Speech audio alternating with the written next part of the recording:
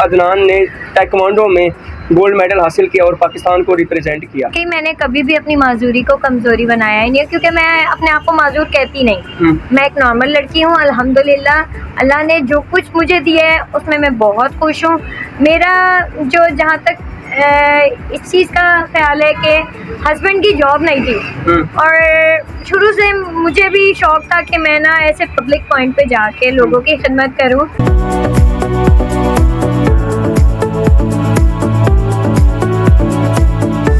कि जॉब नहीं ख़त्म हुई है, ये भी परेशान हुए, मैं भी थोड़ा सा डिसहार्ट हुई, बट मैंने कहा अगर हम जॉब के साइड पे रहेंगे तो कभी भी अपने बच्चों का नहीं हम पूरा कर सकते, ठीक है, क्योंकि बच्चों की ख्वाहिशात को हम एक सैलरी में नहीं मुकम्मल कर सकते। अस्सलाम वालेकुम, आप देख रहे हैं ज़ेब टीवी में, मैं हूं आपका मेज़बान फराज मलिक। हमारे साथ मुल्तान के अदनान और उनकी अहलिया मौजूद है जिन्होंने अपनी माजूरी को कमज़ोरी नहीं समझा। इस वक्त मुल्तान की एक मेन पॉइंट पे इन्होंने फ्राइड राइस का और सूप का स्टॉल लगा लिया। आइडिया कैसे आया और उन लोगों के लिए ज़िंदा मिसाल है जिन्होंने अपनी माजूरी को कमज़ोरी समझते हैं और मायूस हो जाते हैं। अस्सलाम वालेकुम। वालेकुम अस्सलाम। कैसी हैं आप? अल्हम्दुलिल्लाह। वाकई कि आपने अपनी माजूरी को कमज़ोरी नहीं समझा और मुल्तान के एक मारूफ रोड पे आप फ्राइड राइस का स्टॉल लगा रही हैं। मुझे बताइए कि इसका आइडिया कैसे आया? बिल्कुल, वाकई मैंने कभी भी अपनी माजूरी को कमज़ोरी बनाया ही नहीं, क्योंकि मैं अपने आप को माजूर कहती नहीं। मैं एक नॉर्मल लड़की हूँ, अल्हम्दुलिल्लाह अल्लाह ने जो कुछ मुझे दिया है उसमें मैं बहुत खुश हूँ।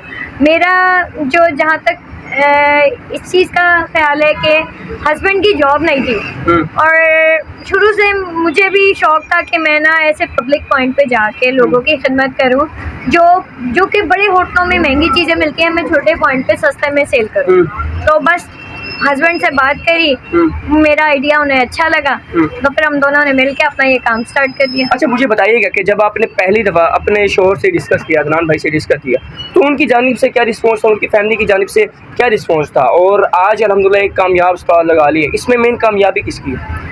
बिल्कुल, जब मैंने फर्स्ट टाइम इनके साथ थोड़ा सा मशवरा किया, मैंने कहा नान क्यों ना हम ये काम करें, थोड़ा सा ये इन्हें ऐसा लगा कि ना नहीं यार हम नहीं कर सकते, एक पब्लिक प्लेस पे खड़े होके अव्वल तो एक्सपीरियंस नहीं तो हमारे लिए मुश्किल होगा ना। मैंने कहा कुछ भी मेरे लिए कुछ मुश्किल नहीं है, आप मेरा साथ दो, मैं आगे बढ़ना चाहती हूँ। और माशाल्लाह फिर हमारी फैमिलीज़ ने, अदनान की फैमिली ने भी और मेरी फैमिली ने भी हमें सपोर्ट किया कि वाकई आप कर सकते हो। अच्छा भाभी, जब अदनान भाई की जॉब नहीं थी तो किन किन मुश्किलात का सामना करना पड़ता था? जब आप बिज़नेस की तरफ आई, जब पहली इनकम आई मतलब जॉब के हवाले से पर मंथ की, उस वक्त क्या जज्बात है ख़ास तौर पे आपके और अदनान? जी बिल्कुल, थोड़ा सा जब इनकी जॉब नहीं ख़त्म हुई है, ये भी परेशान हुए, मैं भी थोड़ा सा डिसहार्ट हुई, बट मैंने कहा अगर हम जॉब के साइड पे रहेंगे तो कभी भी अपने बच्चों का नहीं हम पूरा कर सकते, ठीक है, क्योंकि बच्चों की ख्वाहिशात को हम एक सैलरी में नहीं मुकम्मल कर सकते। तो उसके बाद यही हुआ कि ना कि जैसे हमारा जिस दिन फर्स्ट डे था, माशाल्लाह एक मुझे जगह ऐसी मिली हुई है कि हमारे पास कस्टमर अच्छा है। तो जब हम लास्ट में अपना सब कुछ बेच के जब घर गए हैं तो एक अजीब सी खुशी थी कि ना अल्हम्दुलिल्लाह हम कर सकते हैं। अच्छा, मुझे बताइएगा पहला दिन और ख़ास तौर पे जब मर्द आते हैं रोड पे उसको मुश्किलात का सामना करना पड़ता है, दोस्तों की, लोगों की, औरत का आना, आपका आना, इसमें मोटिवेशन किसने दी? आप घबराई होंगी लेकिन मेन मोटिवेशन किसने दिया?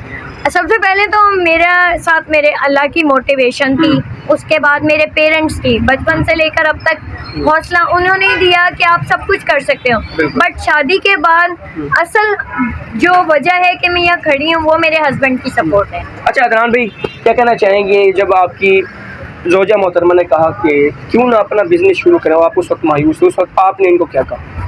थोड़ा सा आगे। अब मैंने मतलब कि मैंने कहा हम मुश्किल होगी शुरू में, लेकिन हम इसको अगर परमानेंट अल्लाह का नाम लेके करेंगे तो ये हमारी बड़ी जीत होगी। तो मिसेज़ और मैंने यही सोचा, दुनिया की बातों को हमने रद्द करना है और उनको नहीं देखना कि वो क्या कहेंगे, लेकिन हमने अपना घर सर्कल, अपने बच्चों को पालना है, तो हमने इस चीज़ का इसलिए शुरू कर दिया इसको। अच्छा अदनान, नौकरी बेहतर है या कारोबार?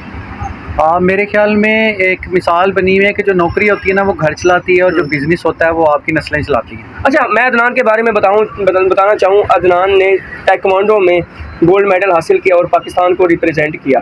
और अदनान क्या कहना चाहेंगे, जब पाकिस्तान का जो परचम था लहराया गया आपके सामने, उस वक्त आपके क्या जज्बात थे, और इसके अलावा आपकी क्या एक्टिविटीज़ थी और क्या आपने पाकिस्तान का नाम रोशन किया?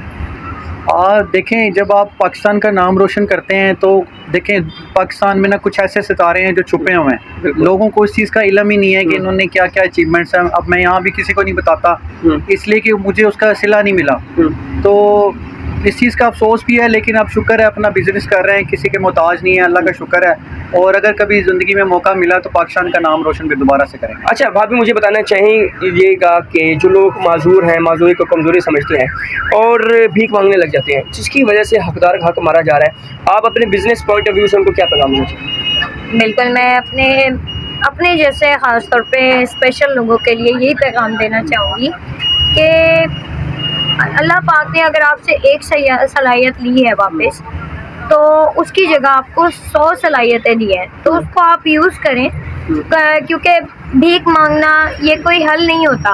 अगर आपके पास हाथ नहीं है, एटलीस्ट पाँव का यूज़ है। अब मैंने ऐसे लोग देखे हैं जो हाथ और पाँव दोनों नहीं है बट अपने अपने काम कर रहे हैं वो लोग, और टैलेंटेड लोग हैं।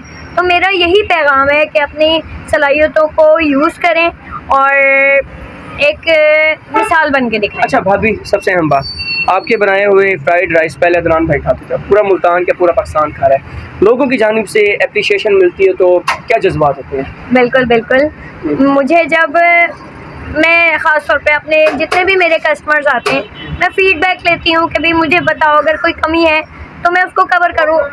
वो लोग इतना खुश होके जाते हैं कि कोई कमी नहीं है, बल्कि हमें एक छोटे से पॉइंट पे इतना अच्छा टेस्ट मिल रहा है, हम क्यों बड़े होटलों में जाएंगे। अच्छा अदनान भाई, पहले भाभी बनाती थी, अब रोड पे आ गए हैं माशाल्लाह से, अपना बिजनेस बना लिया, अब आप आपस की बात है, क्या अच्छा बना लेते हैं भाभी को खुश करने के लिए?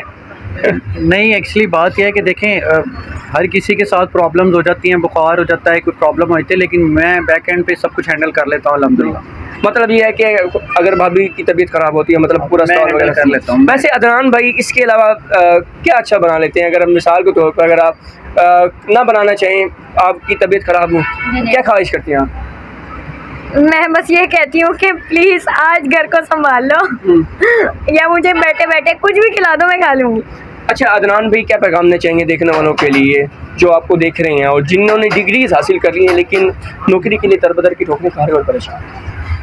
मैं कहता हूँ कि देखें, आप 16 साल की डिग्री हासिल करके फिर रहे होते हैं, धक्के खा रहे होते हैं, लेकिन उससे ज़्यादा अच्छा है कि आप छोटा सा फूड स्टॉल या छोटा सा बिज़नेस स्टार्ट करें, कोई भी हो।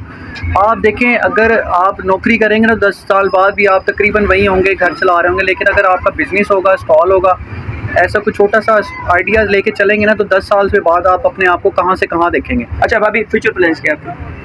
मेरा फ्यूचर प्लान यही है कि मुझे कोई ऐसी अपॉर्चुनिटी मिली कि एक अपना होटल बनाऊं, तो मैं सबसे आगे होंगी। अदनान भाई यही है कि हमारा एक छोटा सा रेस्टोरेंट हो, और मैं रिक्वेस्ट करता हूँ कि मुखैर हज़रात से कि वो अगर हो सके तो हमें फुल सपोर्ट करें। अच्छा बिल्कुल, आपने इनकी तमाम तर राय जानी, आप इस तरह से क्या कहते हैं अपनी राय से ज़रूर आगाह कर सकते हैं। इसी के साथ अपने मेज़बान फराज मलिक को दीजिए इजाज़त और देखते रहिए ज़ेब टीवी। अल्लाह ने